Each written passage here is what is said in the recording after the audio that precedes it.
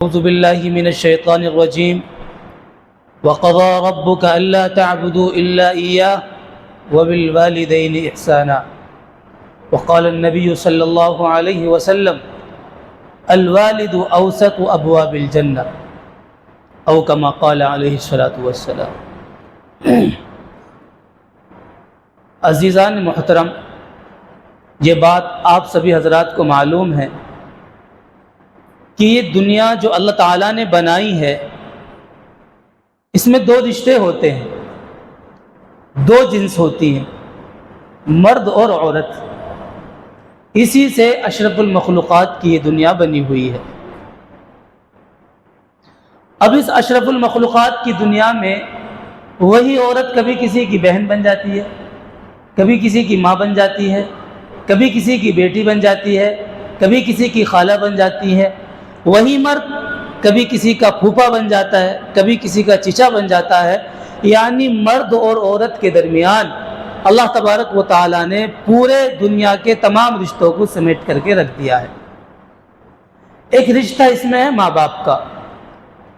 دنیا میں جب بھی کسی مقرر نے یا جب بھی کسی بیان کرنے والے نے ماں باپ کا تذکرہ کرا تو اس نے سب سے زیادہ ترجیح ماں کو دی، ماں کے فضائل بتائے، ماں کیا ہے وہ بتایا، لیکن باپ کیا ہے کبھی کسی نے اس کا تذکرہ نہیں کرا۔ باپ کون سی نعمت ہے یا تو اس کا تذکرہ کیا نہیں گیا، یا کبھی کسی نے کتابوں میں کیا تو لوگوں نے لوگوں کے سامنے اس کو بتایا نہیں کہ آخر باپ کتنی بڑی نعمت ہے۔ لیکن میں کوشش کروں گا کہ آج میں آپ حضرات کے سامنے بتاؤں کہ باپ کتنی بڑی دولت اور نعمت ہے۔ ماں کا رتبہ اور اس کا مقام کیا ہے یہ تو آپ بہت سنتے ہوئے آئے ہیں، اور یقیناً ہے ماں کا رتبہ بھی اور مقام بھی، لیکن جس کی ذات کو سب سے کم یاد کیا گیا وہ ہے باپ کی ذات۔ باپ ایک روشنی ہے، باپ ایک انسان کے لیے ایسا تحفہ ہے جو دنیا میں کبھی کسی چیز کے ذریعے اس کو کمایا نہیں جا سکتا۔ باپ اپنی اولاد کے لیے طاقت ہے، اور باپ اپنی اولاد کے لیے ایسا جلتا ہوا چراغ ہے کہ اگر دنیا میں یہ چراغ بجھ جائے تو اس کی اولاد کو دنیا کا کوئی بھی ترم خواہ پوچھنے والا نہیں ہوتا۔ یہ باپ کی اہمیت ہے۔ ماں اگر محبت کا سمندر ہے تو باپ محبت کا وہ پہاڑ ہے جو پریشانی میں، دکھ میں، تکلیف میں اور ذلیل ہو کر، رسوا ہو کر اپنی جگہ پر کھڑا رہتا ہے۔ کیوں؟ اس وجہ سے کھڑا رہتا ہے، اس کو معلوم ہے کہ اس کائنات میں اپنی بیٹے اور بیٹیوں کے لیے سب سے زیادہ قربانی اگر کوئی دیتا ہے تو وہ باپ دیتا ہے۔ اگر باپ اپنی جگہ سے ہل گیا، اگر باپ اپنی جگہ سے سرک گیا، دنیا کا کتنا بھی بڑا رشتہ ہو وہ محبت اور وہ خلوص اور وہ وفا اولاد کو نہیں دے سکتی جو باپ دیتا ہے۔ اسی لیے امام غزالی علیہ رحمہ ایک بات فرماتے تھے کہ کیا وجہ ہے کہ اللہ تبارک و تعالیٰ نے جہاں پر اپنا تذکرہ کرا وہیں باپ کا تذکرہ کرا۔ آپ قرآن اٹھا کر کے دیکھو گے، قرآن میں ہے وَقَضَىٰ رَبُّكَ أَلَّا تَعْبُدُوا إِلَّا إِيَّاهُ۔ اللہ نے فیصلہ کر دیا ہے کہ تم ماں باپ کے ساتھ میں اچھا سلوک کرو، میرا شکر ادا کرو، اَنِ اشْكُرْ لِي وَلِوَالِدَيْكَ، میرا شکر ادا کرو اور اپنے باپ کا شکر ادا کرو، اپنے باپ کے ساتھ احسان کرو۔ آخر کیا وجہ ہے کہ اللہ تعالیٰ نے جہاں جہاں اپنا تذکرہ کرا وہیں باپ کا تذکرہ کرا۔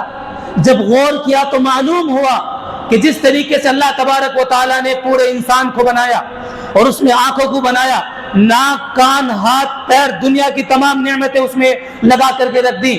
اللہ نے حساب نہیں لیا، آنکھوں سے دیکھا اللہ نے حساب نہیں لیا، پیروں سے چلے اللہ نے حساب نہیں لیا، زبان سے بولے اللہ نے حساب نہیں لیا، ناک سے سونگا اللہ نے حساب نہیں لیا۔ غرض یہ کہ دنیا کی تمام نعمتیں اللہ نے ایک انسان کے اندر رکھ دی، لیکن اللہ نے کبھی اپنے بندے سے حساب نہیں لیا، نہیں کہا کہ لا میرے سانس کا حساب دے، میرے دیکھنے کا حساب دے۔ وہی باپ ساری زندگی کماتا ہے، کبھی آفس میں دھکے کھاتا ہے، کبھی لوگوں کا ڈپریشن اس کو مارے رکھتا ہے، کبھی باپ کو کوئی ذلیل کرتا ہے، کبھی باپ کو کوئی گالی دیتا ہے، ہے, کبھی بیٹا کہتا ہے ابا میری فیس جمع ہونی ہے, باپ نے کھانا نہیں کھایا, باپ کے پاس پیسے نہیں ہیں, لیکن باپ یہ نہیں کہتا کہ بیٹا تو فیس کا کیا کرے گا, اتنے پیسے میں نے تجھے دیے تو کیا کرے گا. جس طرح سے اللہ تبارک و تعالیٰ انسان کو دی ہوئی نعمتوں کا حساب نہیں لیتا, باپ شروع سے لے کر آخر تک اپنی اولاد کو کما کر کے دیتا ہے, کبھی زندگی میں ایک پیسے کا حساب نہیں لیتا. یوں اللہ تعالیٰ نے قرآن میں باپ کو اپنے ساتھ ذکر کیا. آپ میں سے کتنے لوگ ہوں گے جو والد ہوں گے؟ اللہ پاک سب کو والد بنائے. جن کی گودیں خالی ہیں اللہ پاک ان کی گودوں کو بھی بھر دے. یہ دنیا کا ایسا رشتہ ہے نا, ماں تو 1% بھی وہاں تک نہیں پہنچ سکتی. دنیا کا کوئی انسان اللہ, رسول, نبی, صحابہ کے بعد, بلکہ نبی کے بعد کوئی انسان اس محبت کو نہیں پہنچ سکتا اپنی اولاد کے لیے جو انسان پہنچ جاتا ہے. باپ اپنی اولاد کے لیے رسوا ہوتا ہے, باپ اپنی اولاد کے لیے ذلیل ہوتا ہے, لیکن اپنی اولاد کو یہ نہیں کہتا کہ مجھ سے یہ کام نہیں ہو سکتا. باپ کے سر میں درد ہے, باپ پریشان حال ہے, باپ تھوڑا سا اندر سے ٹوٹا ہوا ہے. کبھی زندگی میں کوئی باپ اپنی اولاد سے یہ نہیں کہتا کہ بیٹا میں کمزور ہوں, بیٹا مجھ سے یہ کام نہیں ہو سکتا. کتنا بھی کمزور باپ ہو, ہر میدان میں, ہر دور میں وہ یہی کہتا ہے کہ بیٹا میں کر دوں گا انشاءاللہ, میں اس کام کو کر دوں گا, بیٹا تو فکر مت کر, میں ہوں نا, تیرا باپ زندہ ہے, تو فکر کیوں کر رہا ہے, تو پریشان کیوں ہے. باپ کیوں ہر بات میں اپنی اولاد کو تسلی دیتا ہے, کیوں کہتا ہے کہ میں زندہ ہوں, کیوں کہتا ہے کہ میرے ہوتے ہوئے تو فکر مت کر؟ اس لیے کہ باپ اپنی اولاد کو کمزور بنانا ہی نہیں چاہتا. باپ ساری زندگی اپنی اولاد سے نہیں کہتا کہ بیٹا میں کمزور ہوں. کیوں؟ اس وجہ سے نہیں کہتا کہ کبھی میری بیٹے کے اندر وہ چیز پیدا نہ ہو جائے کہ میرا بیٹا اپنے آپ کو کمزور سمجھنے لگے. باپ اپنی اولاد کو طاقتور اور بہادر بنانا چاہتا ہے, اسی لیے ہر موڑ پہ, ہر گھڑی, ہر جگہ باپ یہ کہتا ہے کہ بیٹا تو فکر مت کر, ابھی میں زندہ ہوں. باپ اپنی اولاد کو کمزور کرنا نہیں چاہتا. یہی وجہ ہے میرے بھائیوں, ایک بار بڑی غور سے سنو, اور یہ بات اگر آپ کو یاد نہ رہے تو میرے چینل پہ دیکھ لینا. میں کسی کو نہیں کہتا کہ سبسکرائب کرو, سن لینا. کیا بات ہے, ماں کا اگر انتقال ہو جائے, ماں کا اگر انتقال ہو جائے تو شریعت میں کوئی لفظ ایسا نہیں کہ بیٹے کو کہہ کر کے یا اولاد کو کہہ کر کے بلایا جاتا ہو.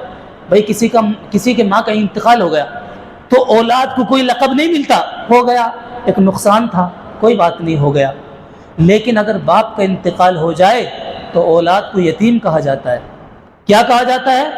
یتیم کہا جاتا ہے. گویا کہ پتہ یہ لگا کہ ماں کے مرنے کا اولاد کے حق میں اتنا بڑا نقصان نہیں ہے جتنا بڑا نقصان باپ کے مرنے کا ہے. اور وہ نقصان اتنا بڑا ہے کہ اللہ تبارک و تعالیٰ نے بیان کر دیا قرآن میں بار بار کہ یہ یتیم ہے, اس کا حق یہ ہے, یہ یتیم ہے, اس کے ساتھ ایسا چلا جائے گا.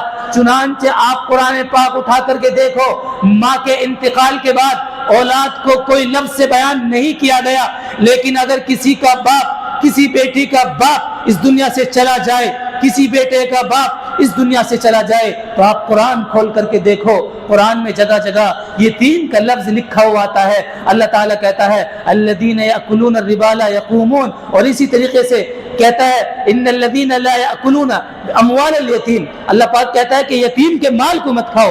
ان الذین یأکلون سیدخلون فی بطونہم نارا, کہ جو انسان یتیم کے مال کو کھاتا ہے وہ اپنے پیٹ کے اندر جہنم کی آگ کو بھرتا ہے.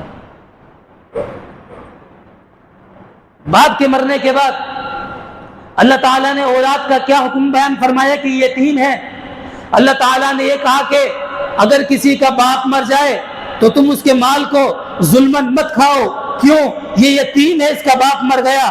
اگر کسی نے یتیم کے حق میں دعا کری اللہ اس کی دعا کو قبول فرماتا ہے. اگر کسی نے یتیم کے مال کو کھایا تو اس کو اللہ پاک ایسا ہے جیسے جہنم میں اس کی آگ کو بھر دیا. کیوں؟ اس وجہ سے کہ اس کا باپ مر گیا ہے. فَأَمَّا الْيَتِيمَ فَلَا تَقْهَرْ, اللہ پاک کہتے ہیں کہ تم یتیم کو مت جھڑکو. کیوں؟ اس کا باپ مر گیا ہے, اس کا باپ دنیا میں نہیں ہے. میرے پیارو, بار بار اللہ تعالیٰ نے کیوں کہا کہ یتیم ہے؟ یتیم ہے. دنیا کی جو طاقت, جو شفقت اور جو حوصلہ ایک اولاد کو باپ دے سکتا ہے, کوئی چچا, کوئی دادا, کوئی دنیا کا ترم خاں وہ حوصلہ اور شفقت اولاد کو نہیں دے سکتا. اسی لیے اللہ تعالیٰ نے بار بار قرآن میں کہا کہ تو یتیم کے مال کو مت کھاؤ. اور اللہ کے نبی علیہ الصلوۃ والسلام نے کیا ارشاد فرمایا کہ جس کا باپ مر جائے اور وہ یتیم ہو اور اس نے کسی یتیم کے سر پر اس طرح سے ہاتھ رکھ دیا تو جتنے بال اس کے سر کے نیچے آئیں گے نا، اللہ تبارک و تعالیٰ اتنی نیکی اس باپ کو عطا، اس ہاتھ پہ رکھنے والے کو سر پہ اس کو انسان کو عطا کر دیتا ہے۔ کیوں؟ اس وجہ سے کہ اس کا باپ نہیں ہے، اس وجہ سے کہ اس کا باپ نہیں ہے۔ باپ ایک ایسی چیز ہے کہ اگر دنیا کی تمام کتابوں میں اس کی محبت کو لکھا جائے، اس کی شفقت کو لکھا جائے تو یہ نہیں لکھی جا سکتی، نہیں لکھی جا سکتی۔ میرے بھائیوں، قرآن پاک میں اللہ تبارک و تعالیٰ ارشاد فرماتے ہیں، ایک باپ کی نصیحت کا ذکر اللہ قرآن میں فرماتا ہے، وَإِذْ قَالَ لُقْمَانُ لِابْنِهِ وَهُوَ يَعِظُهُ يَا بُنَيَّ لَا تُشْرِكْ بِاللَّهِ۔ جب حضرت لقمان نے اپنے بیٹے سے کہا کہ اے میرے بیٹے، اللہ کے ساتھ کسی کو شریک مت کرنا، اتنا ہی نہیں کہ باپ اپنی اولاد کے لیے کما کر کے لا کر کے دیتا ہے، باپ اپنی اولاد کے لیے خون پسینہ ایک کرتا ہے، بلکہ باپ اپنے بچے کا یقین بناتا ہے، ایمان بناتا ہے، اس کو نماز سکھاتا ہے اور اس کو اسلام پہ چلنا سکھاتا ہے۔ اسی لیے اللہ تبارک و تعالیٰ نے قرآن کے اندر کیا ذکر کرا؟ باپ کی نصیحت کو اسپیشل طریقے سے ذکر کرا کہ دیکھو میرے پیارو، اللہ تبارک و تعالیٰ نے نصیحت کو قرآن پاک میں ذکر کیا ہے۔ لیکن اگر کوئی باپ کمزور ہے اور ذلیل ہے، ایسا اولاد کو لگتا ہے کہ میرا باپ کمزور ہے، ذلیل ہے، تو وہ جھوٹ بول رہا ہے۔ کبھی آپ نے باپ کو دیکھا کہ باپ پورے دن آفس میں کام کر کے آیا ہو، باپ اولاد کو اسکول چھوڑنے کی وجہ سے کام پہ لیٹ پہنچ کر کے اس کو وہاں پہ ٹھیکیدار نے 4 گالیاں دی ہوں؟ کبھی آپ نے دیکھا ہے کہ باپ نے اولاد کے کپڑے جمع کرنے کی خاطر اولاد نے یہ کہا کہ مجھے کپڑے چاہیے، باپ کے خود کے کپڑے پھٹے ہوئے ہیں لیکن اولاد کو کپڑے لا کر کے دیے، اولاد نے کہا کہ ابا میری فیس جانی ہے، باپ نے قرض مانگا، ادھار مانگا، لیکن اپنی اولاد کو فیس کے پیسے لا کر کے دیے۔ وہ بیوی جس کو ساری زندگی سرایا گیا کہ ماں کا اتنا بڑا حق ہے، ماں کا یہ ہے، اگر اس نے ایک مرتبہ یہ کہہ دیا میرے رشتہ دار کے یہاں شادی ہے، مجھے اتنے پیسے چاہیے، اس بیچارے نے منع نہیں کرا۔ کیوں؟ اس کے دماغ میں شروع سے یہ بات بٹھا دی گئی کہ تو باپ ہے، اولاد کو بھی دیکھے گا، ماں کو بھی دیکھے گا، بہنوں کو بھی دیکھے گا، اپنی بیوی کو بھی دیکھے گا۔ اتنا باپ کو چوسا جاتا ہے اور اتنا اس کی جوانی پر اور اس کے بڑھاپے پر ظلم کیا جاتا ہے کہ اس ظلم کو ہم دنیا کی کسی کتاب میں نہیں لکھ سکتے۔ آپ نے ایک حدیث سنی ہوگی، میں بھی اس کا تذکرہ کر دیتا ہوں۔ اللہ کے نبی علیہ الصلوۃ والسلام سے ایک صحابی نے پوچھا کہ میرے حسن سلوک کا سب سے زیادہ حقدار کون ہے؟ میرے حسن سلوک کا سب سے زیادہ حقدار کہ میں اچھا برتاؤ کس کے ساتھ کروں؟ اللہ کے نبی علیہ الصلوۃ والسلام نے ارشاد فرمایا کہ اپنی ماں کے ساتھ کرو۔ پھر صحابی نے کہا ثم من، پھر کون؟ ثم من، پھر کون؟ تو بات ختم ہو گئی تھی کہ اللہ کے نبی، یہ تو مجھے سمجھ میں آ گیا کہ میں اچھا برتاؤ سب سے زیادہ ماں کے ساتھ کروں گا، اب اس کے بعد بتاؤ نا کس کے ساتھ کروں؟ تو پھر اللہ کے نبی نے دوبارہ کہا کہ امو کا، تیری ماں۔ پھر تیسری دفعہ اللہ کے نبی نے کہا، صحابی نے ثم من، کہ بات سمجھ میں آ گئی، 2 مرتبہ آپ نے کہہ دیا، اب بتاؤ کہ میں اچھا برتاؤ کس کے ساتھ کروں؟ تو اللہ کے نبی نے پھر کہا کہ امو کا، کہ تیری ماں۔ پھر اللہ کے نبی نے سے 4تھی مرتبہ جب صحابی نے سوال کرا کہ میرے حسن سلوک کا سب سے زیادہ حقدار کون ہے، تو کہا کہ تیرا باپ۔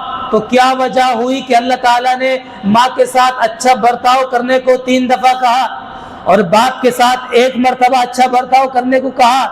اس وجہ سے کہا، صرف اور صرف اس وجہ سے کہا کہ ماں کمزور ہوتی ہے، ماں جلدی ایموشنل ہو جاتی ہے، ماں کا دل جلدی دکھ جاتا ہے، باپ ایک بہادر ہوتا ہے، باپ ایک طاقتور ہوتا ہے۔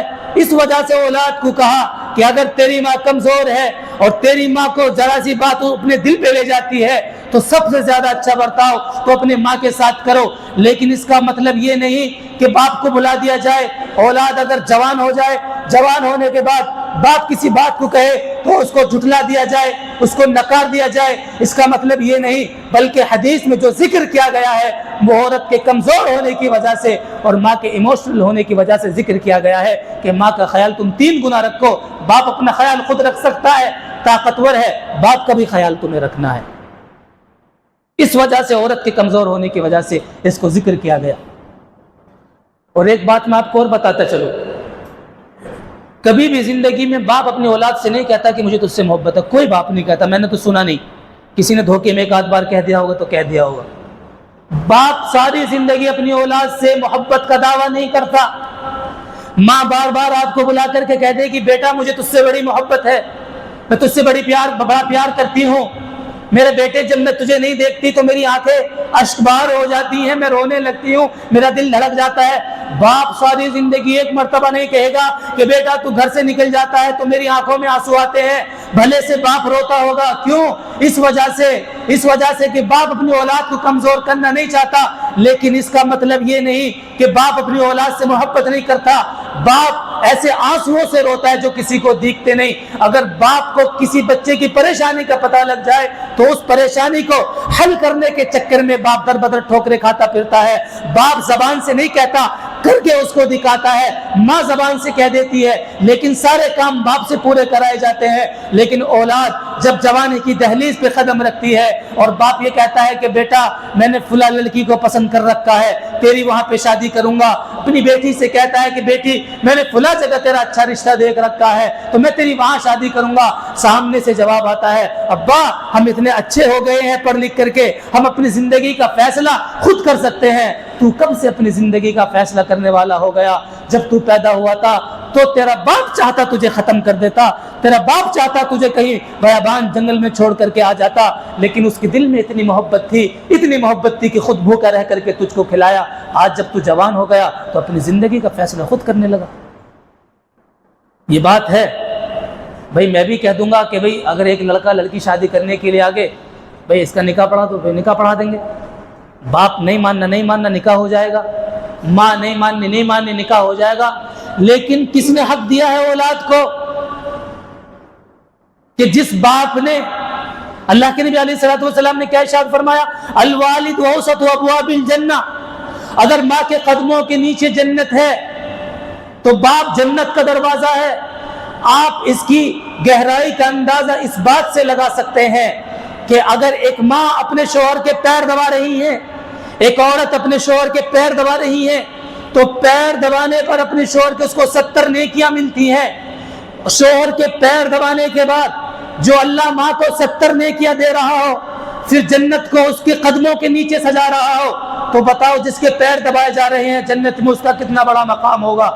اللہ کے نبی نے ارشاد فرمایا الوالد اوسط ابواب الجنہ، کہ باپ جنت کے دروازوں میں سے بیچ کا دروازہ ہے، جو تمہاری مرضی اس کو کھول کے رکھو اور اگر مرضی چاہے تو اس کو بند کر لو۔ تو میں بات یہ کر رہا تھا کہ اولاد جب اپنی شادی کا فیصلہ کرتی ہے، باپ کی اس میں مرضی نہیں ہوتی۔ باپ نے ساری زندگی بچپن سے بچے کو تھوڑا بڑا کیا، 14 سال کا ہوا، 18 سال کا ہوا، 19 سال کا ہوا، 20 سال کا، 25 سال کا ہونے کے باوجود باپ کے دماغ میں یہ بات تھی کہ میں اپنی بچے کی شادی اچھی جگہ کروں گا، اپنی بیٹی کی شادی اچھی جگہ کروں گا۔ لیکن جب ایک بچہ سامنے کھڑا ہو کر کے سینہ تا کر کے کہتا ہے کہ ابا میں تو بہت پڑھ لیا ہوں، اب میں اپنی شادی خود کروں گا، باپ یقیناً دل کے آنسوؤں سے روتا ہے کہ بتاؤ اسی دن کے لیے میں نے اپنی اولاد کو تیار کرا تھا۔ 100 میں سے 10 والد تیار ہو جاتے کہ بیٹا جاؤ جہاں تمہاری مرضی کرنا ہے کر لو، لیکن اکثر 90% لوگ والدین کو ناراض کر کے اپنی مرضی سے شادی کرتے ہیں اور یہ کہتے ہیں کہ آخر وقت میں ماں باپ کو سمجھا لیں گے، ان کو اپنا بنا لیں گے۔ میں کہتا ہوں ماں باپ مان جاتے ہیں، شادی میں شرکت کر لیتے ہیں، لیکن وہ شادی جو ماں باپ کی مرضی کے خلاف ہو اس میں ساری زندگی برکت نہیں ہوتی، میاں بیوی میں صحیح طریقے سے محبت نہیں ہو پاتی۔ ہم نے ایک بات سنی ہے نا کہ بھئی محبت کی شادی چلتی نہیں ہے، تو کون سی چلے گی؟ نفرت کی چلے گی؟ بھئی محبت کی شادی نہیں چلی، انہوں نے محبت کی شادی کری نا فلاں نے، تو محبت کی شادی نہیں چلتی، تو کون سی چلے گی؟ نفرت والی چلے گی۔ پہلے لڑکی کے باپ کو جا کے مارو، اس کے بھائی کو مارو، پھر نفرت کر کے اچھے خاندان میں پھر شادی کرو، ہو سکتا ہے یہ والی شادی چل جائے۔ نہیں میرے بھائی نہیں، وہ محبت کی شادی کا کوئی مطلب نہیں۔ محبت جب ہو گئی تو شادی چلے گی۔ اگر وہ شادی نہیں چل رہی، اگر گھر میں لڑائی جھگڑا ہو رہا ہے تو اس گھر کے والدین سے جا کر کے پوچھو کہ یہ شادی تمہاری رضامندی سے ہوئی ہے یا تمہاری رضامندی کے بغیر ہوئی ہے۔ یقیناً وہ شادیاں جو والدین کی رضامندی کے بغیر ہوئی ہیں اس میں سے اکثر شادیاں ہوتی ہیں کچھ جو صحیح معنوں میں چل جاتی ہیں، لیکن اکثر شادیوں میں جب والدین کی دل کی آہ نکلتی ہے نا تو ساری زندگی میاں بیوی میں بنتی نہیں ہے، لڑائی جھگڑے ہوتے رہتے ہیں۔ اس لیے اللہ کے نبی علیہ الصلوۃ والسلام نے ایک بات بتا کر کے بات ختم کرتا ہوں. اللہ کے نبی علیہ الصلوۃ والسلام کے پاس ایک نوجوان آیا, اپنے باپ کی شکایت کری کہ ابا میرا باپ میرا مال کھا جاتا ہے. اللہ کے نبی تو اللہ کے نبی نے کہا کہ اچھا بلاؤ اس کو, تمہارا مال کیسے کھا جاتا ہے؟ اللہ کے نبی کے پاس صحابی گئے کہ بھئی تمہارے بیٹے نے تمہارے خلاف اللہ کے نبی سے شکایت کری ہے, چلو آؤ اللہ کے نبی بلا رہے ہیں. تو اللہ کے نبی علیہ الصلوۃ والسلام کے پاس جب جا رہا تھا نا, تو اس باپ نے اپنے دل میں کچھ شعر پڑھے. وہ شعر کیا تھے کسی کو نہیں پتا. ابھی وہ اللہ کے نبی کے پاس باپ پہنچتا, جبریل اللہ کے نبی کے پاس آ گئے اور اللہ کے نبی سے کہنے لگے کہ اللہ کے نبی ان کا جھگڑا تو آپ بعد میں سننا, پہلے اس باپ نے جب گھر سے چلا تھا تو کچھ شعر اپنے دل کے اندر کہے تھے, وہ ذرا آپ سن لیجئے. وہ عربی میں شعر ہیں لیکن میں آپ کو اردو میں بتاتا ہوں. جب اللہ کے نبی نے کہا کہ وہ شعر بتاؤ جو تم نے اپنے دل میں کہے تھے, تو اس نے کہا کہ اللہ کے نبی آپ کو کیسے پتا؟ کیا کہا کہ اللہ نے مجھے بتایا. تو اس باپ کا ایمان اللہ کے نبی پر اور زیادہ قوی طاقتور ہو گیا. تو اس نے کہنا شروع کرا, اے میرے بچے, جو شعر کہے تھے اللہ کے نبی سن رہے ہیں. تو وہ باپ کیا بتا رہا ہے کہ اے میرے بیٹے, جس دن تو پیدا ہوا تھا نا, اس دن میں نے اپنے لیے جینا چھوڑ دیا. تیری ایک مسکان کی خاطر میں پوری رات جاگتا رہا. اگر کبھی تو بیمار ہو جاتا, تیری ماں تجھے اپنی گود میں رکھتی, پھر میں وہ تھک جاتی, میں اپنی گود میں لیتا. اے میرے بچے, آج تو جوان ہو گیا, میں نے اپنی جوانی کا رس تیری ہڈیوں میں بھر دیا. آج میری کمر جھک گئی, تیری کمر سیدھی ہو گئی. اے میرے بیٹے, آج میرے ہاتھ کمزور ہو گئے, تیرے ہاتھوں میں طاقت آ گئی. آج میرے ہاتھ پیر کمزور ہو گئے, تیرے پیروں میں طاقت آ گئی. اب وقت تھا کہ اس قربانی کا بدلہ تو مجھے دیتا جب میں نے تجھے بچپن میں پالا تھا. تیری مسکان کی خاطر میں اپنی ساری دولت لٹانے کو تیار ہو جاتا تھا, لیکن جب میں نے دیکھا تیری جوانی چل رہی ہے اور تیری جوانی کے تیور تیری آنکھوں میں نظر آ رہے ہیں, میرے پیارے, میں بڑھاپے میں نیچے ہو گیا اور تو جوانی میں اوپر چلا گیا. جب میں نے تجھ سے یہ کہا کہ مجھے یہ ضرورت ہے, تو تیری آنکھوں میں جوانی کا جوش آیا اور تو نے مجھے ایسے گھور کر کے دیکھا کہ جیسے میں تیرا باپ نہیں, میں تیرا نوکر ہوں. اچھا بچے, میں تیرا نوکر ہی صحیح, تو میرا مالک ہی صحیح. تو میں نے اپنی 30 سال کی وہ زندگی جو تیری پرورش میں لگائی تھی, تجھے بچے سے جوان کرا, میں نے اپنی پوری جوانی کا رس تیری جوانی میں پڑھ کر کے میں خود بوڑھا ہو گیا. آج جب تو نے محمد رسول اللہ سے میری شکایت جا کر کے کی, تو میں نے اپنے دل میں سوچ لیا کہ میں ایک غلام تھا, میں ایک نوکر تھا, حقیقی مالک تو ہے. اے میرے بچے, آج تیری باتوں کی وجہ سے مجھے بہت تکلیف ہوئی. میرے پیاروں, میری اردو میں وہ طاقت نہیں جو اللہ کے نبی کو عربی میں سنائے گئے تھے. اللہ کے نبی رونے لگے, اتنا روئے کہ اللہ کے نبی نے آخر میں یہ فیصلہ کر دیا, انت ومالک لابیک, کہ باپ کی شکایت تو میرے پاس لے کر کے آتا ہے. آج تو کما رہا ہے, تیرے مال پہ تیرا کوئی حق نہیں, تو بھی اور تیرا مال بھی تیرے باپ کا ہے. آج ماں اگر پیسے نہ مانگے تو اس کو دے دیے جاتے ہیں, باپ کو پیسوں کی ضرورت ہوتی ہے, باپ کو پیسہ نہیں دیا جاتا.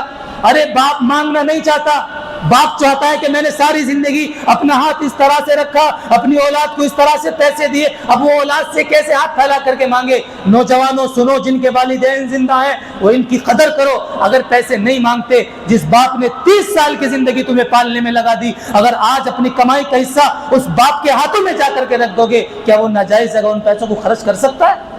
نہیں کر سکتا میرے پیاروں, نہیں کر سکتا. اپنے باپ کی جوانی کا قرض اتارو, اپنے باپ کی خدمت کرو اور اپنے باپ سے بے انتہا محبت کرو, ماں سے بھی محبت کرو. اپنی کمائی کا سارا حصہ لا کر کے باپ کے ہاتھ میں لا کر کے رکھو. کیوں؟ باپ گھر کا نگراں ہے, باپ سے تمہارے بارے میں سوال ہوگا, باپ پورے گھر کو چلاتا ہے. اس لیے باپ سب سے زیادہ اس بات کا حقدار ہے کہ پوری کی پوری کمائی لا کر کے اس کے ہاتھ میں رکھی جائے. میرے پیاروں, یہ بہت بڑی بات ہے. وقت ہو گیا ہے, کچھ باتیں اور بھی تھیں, بس میں آخر میں یہ باتیں کہہ کر کے جاتا ہوں کہ جتنا بھی ہو سکے اپنے باپ کو راضی رکھو. باپ کبھی محبت کا دعویٰ نہیں کرے گا تم سے, لیکن وہ جی کس کے لیے رہا ہے, وہ جی کس کے لیے رہا ہے, سب کچھ اپنی اولاد کے لیے کر کے رکھتا ہے. آخر میں جاتا ہے بیچارہ, ایک کفن لے کر کے جاتا ہے اور اولاد جو اس کی جمع پونجی تھی اس کو اکٹھی کر کے کھاتی ہے. کیا ہوتا کہ اگر اپنی زندگی میں اولاد صحیح معنی میں باپ کی قدر کر لیتی اور باپ کی دعا لے کر اس دروازے میں سے داخل ہوتی جس کو اللہ کے نبی نے فرمایا کہ باپ جنت کے دروازوں میں سے بیچ کا دروازہ ہے. اللہ تبارک و تعالی عمل کی توفیق عطا فرمائے. وآخر دعوانا الحمدللہ رب العالمین.